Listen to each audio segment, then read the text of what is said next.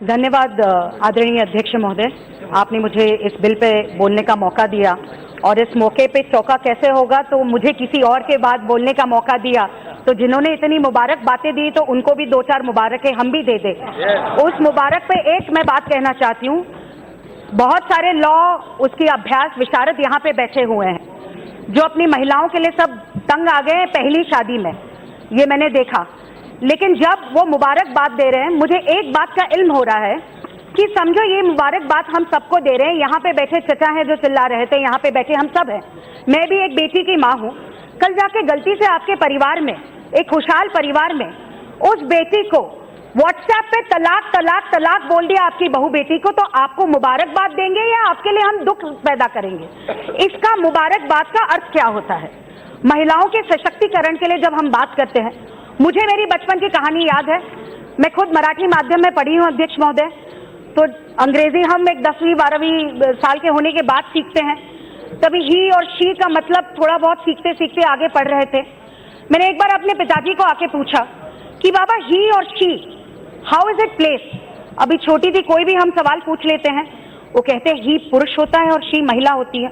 मैंने लेकिन ही और शी क्यों होता है? ये कहते हैं ही तो पुरुष होता है, लेकिन ही के पहले एस लगाया है क्योंकि सुपीरियर टू ही वो महिला शी होती है। ये मेरे पिताजी ने सिखाया है और इसी विचारधारा को हम लेके चलते हैं। और इसी बात में मुबारकबाद मैं देना चाहती हूँ मेरे प्रधानमंत्री जी को कि उसी सुपीरियर टू ही को वो ताकत देना चाहते हैं, आगे बढ़ाना चाहते हैं और इसके लिए ये बिल लाया है। विवाह पद्धति के बारे में जब हम बात करते हैं, इट्स अ सेक्रेड इंस्टीट्यूशन। आप उसको बिजनेस कहते हैं, क्या कहते हैं मुझे पता नहीं, उसको क्या कहते हैं, कॉन्ट्रैक्ट। लेकिन हमारे विवाह में एक पवित्र संस्कार माना जाता है और इस पवित्र संस्कार को, वो कोई भी धर्म हो, जात हो, हर वक्त एक पुरुष और महिला जब शादी करते, वो हिंदू हो, मुसलमान हो, क्रिश्चियन हो, in sickness in health I am with you. जब मैं शादी कर रहा हूं तो मैं तुम्हारे साथ रहूंगा, मैं तुम्हारे साथ रहूंगी। जब सप्तपदी में हम शपथ लेते हैं तो हर 7 सवालों पे हम एक दूसरे के साथ रहते हैं। ये विचार लेके हम चलते हैं और मैं मुबारकबाद इसलिए देना चाहती हूं कि इसी पद्धति को हर किसी को उस ताकत के रूप से हम आगे बढ़ाना चाहते हैं। धर्म की परिभाषा हर कोई अपने रूप से बता सकता है, धर्म की परिभाषा अपने रूप से कोई भी उसको आगे ले जा सकता है, लेकिन धर्म की परिभाषा के साथ जिस समाज में हम रह रहे हैं, उस समाज की परिभाषा भी धर्म के साथ आगे बढ़नी चाहिए। आज समाज बदल रहा है, समाज ये विचार कर रहा है कि जिस रूप से भारत देश आगे बढ़ रहा है, विश्व आगे बढ़ रहा है, हमें हमारे धर्म के विचारों में भी कहीं ना कहीं जाके बदलाव लाना चाहिए। और मैं ये कहना चाहती हूँ कि जिस धर्म से मैं आ रही हूँ, हमने भी बदलाव लाया। उस बदलाव पे विषय भी चले, सती की प्रथा हो, वो चाइल्ड मैरिज हो, वो कोई भी विषय हो, उसमें भी समाज की सुधारक उस विचारों को, उस कानून को आगे बढ़ाने के लिए समाज सुधारक आगे बढ़ रहे थे और उस समाज सुधारकों ने इसको आगे बढ़ के 1956 में हमें भी डिवोर्स के लिए वो ताकत मिली कि ऐसे कुछ नहीं कि पति तुमको कहे तो तुम एक दूसरे पत्नी को छोड़ दें, लेकिन पत्नी चाहे तो वो भी लड़ सकती है। ये ताकत हमें हमारे समाज में कानून ने दी है। कानून यही कहता है कि समानता हर किसी को चाहिए। कानून ये भी कहता है, गांधी जी के 3 बंदर हम कहते हैं कि बुरा सुनना नहीं चाहिए, बुरा बोलना नहीं चाहिए और बुरा कहना भी नहीं चाहिए। लेकिन कानून ने समाज में हमें ये सिखाया है कि बुरा हो तो उसे सहना भी नहीं चाहिए और उस सहने के खिलाफ हम सब हैं। 21वीं सदी में मंगलयान चल रहा है। आज इसरो की सबसे ज्यादा साइंटिस्ट महिलाएं हैं और अभी भी हम मुबारकबाद दे रहे हैं कि महिलाओं को ट्रिपल तलाक दे दिया तो चल जाएगा, कुछ नहीं होता, उसके बारे में हम क्या कर सकते हैं। मुझे दुख ये होता है कि यहाँ पे महिला सांसद हम सब बैठे हुए हैं। हम प्लेन में कहाँ जाना चाहते हैं और कहाँ नहीं जाना चाहते हो तो बाद में तय करेंगे। हमें जो सुप्रीम कोर्ट ने कहा है, उस सुप्रीम कोर्ट को हम मानते हैं। सुप्रीम कोर्ट ने ये भी कहा है कि कानून तलाक का, ट्रिपल तलाक का बना है, इसलिए हम सुप्रीम कोर्ट को सर झुका के सुप्रीम कोर्ट की बात सुन रहे हैं। यहाँ पे इतनी सारी मेरी महिलाएं सांसद बैठी है, मुझे अच्छा लगा कि अपने भाइयों के लिए वो लड़ रही है कि भाई जेल कैसे जाए, भाई ऐसे कैसे जाएगा हमारा जेल। ये आप समाज सुधार के बारे में बात नहीं कर रहे, मेरे भाइयों के खिलाफ बात कर रहे हैं। लेकिन मेरे सदन में यही प्रश्न करना है, जब अपने घर की बहू बेटी पे कोई SMS पे कहेगा कि तुमको हमने तलाक दे दिया, उसको रास्ते पे ले आएगा, तो उस रास्ते पे आने वाली लड़की के लिए ये गलत नहीं होगा कि हम सिर्फ चुप रहे? या हम चाहे कभी भी अपनी बहू बेटी पे कोई आग भी उठा के खड़ा रहता है तो हम कहते कि हमको छोड़ेंगे नहीं? तो क्यों हम ये कानून नहीं बना सकते कि जो ये करेगा, पहला, दूसरा, तीसरा जेल में जाएगा, लेकिन चौथा, 5वां सोच के बोलेगा तलाक बोलूं या ना बोलूं, इसलिए कानून बनाया गया है। इस सदन में चर्चा क्यों हो रही है? ये चर्चा इसलिए हो रही है इस बिल की कि खाने में नमक नहीं है, तलाक तलाक तलाक, तुम्हारे मुझे दांत ठीक नहीं लगते, तलाक तलाक तलाक, ये कहानी है, आप पढ़िए।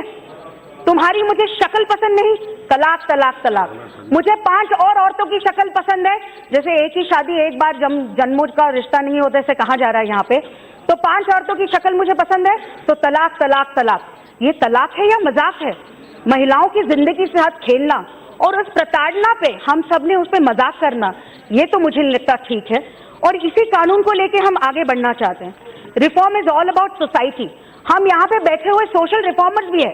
जैसे हम कानून बनाते हैं, उस कानून के रूप से सोशल रिफॉर्म भी होना चाहिए। हमारा सिर्फ काम ये नहीं है कि कानून बनाते रहे, हमारा काम है उससे आने वाली जनता को, समाज को हम आगे बढ़ाएं। इसी सदन से ही अपेक्षा करती हूँ। मैं इतना ही माननीय मंत्री जी को कहना भी चाहती हूँ कि मंत्री जी, आप 1-2 लोगों की बात न सुनते हुए जो आपको मुबारकबाद दे रहे हैं, उन 10 लाख महिलाओं की बात सुनिए जिन्होंने आपको पिटिशन साइन करके दी थी। वो हर एक मेरी मुस्लिम बहन कह रही है कि मुझे नहीं चाहिए ट्रिपल तलाक, मैं नहीं कर सकती ये सब कुछ, मुझे तुम रास्ते पे फेंक नहीं सकते। और यहाँ पे कानून बताए जा रहे हैं, इस कानून को तो समर्थन दीजिए। हर वक्त प्रिवेंशन बेटर होता है क्योर से। ये कानून उस रूप से प्रिवेंशन है और इस प्रिवेंशन को हमने समर्थन देना चाहते हैं। मैं इसमें थोड़े बहुत सजेशन भी करना चाहती हूँ कि महिलाओं के सम्मान और समानता के लिए हम ये कानून ला रहे हैं। मैं पुरुष सांसदों को यहाँ पे पूछना चाहती हूँ, हिंदू परिवारों में दहेज का मौका था, दहेज अभी क्रिमिनल ऑफेंस हो गया। दहेज कोई भी मांगे तो हम उसको जेल में पूरे परिवार को, लड़के को नहीं उसके पूरे परिवार को भेज सकते हैं।